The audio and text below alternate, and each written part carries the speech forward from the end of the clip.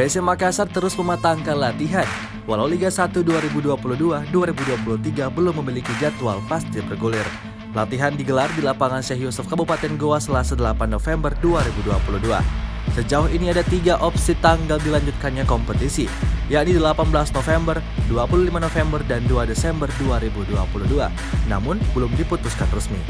Pelatih PSM Bernardo Tavares tidak ingin membuang-buang waktu di tengah kepastian Liga 1. Juru taktik berpaspor Portugal ini terus menggenjot latihan William Jentling CS. Para pemain kecuali 4 kiper dilatih penguatan otot bawah. Setelah itu fisik mereka digenjot. Tavares membagi 3 kelompok pemain. Mereka game kecil 3 versus 3 selama 3 menit. Selanjutnya berlari-lari kecil dan berlari cepat mengelilingi setengah lapangan. Sesekali Tavares teriak kepada pemain untuk menambah kecepatannya. Hal ini dilakukan secara berulang-ulang, terlihat beberapa pemain merasakan kelelahan dengan latihan fisik diberikan.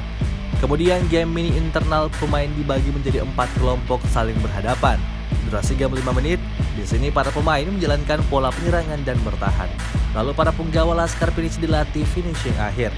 Mereka harus melewati 3 tongkat untuk latihan kelincahan sebelum melepaskan tembakan ke gawang.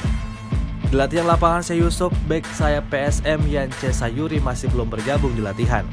Pemain 25 tahun ini jalani latihan terpisah di pinggir lapangan di bawah arahan fisioterapi PSM.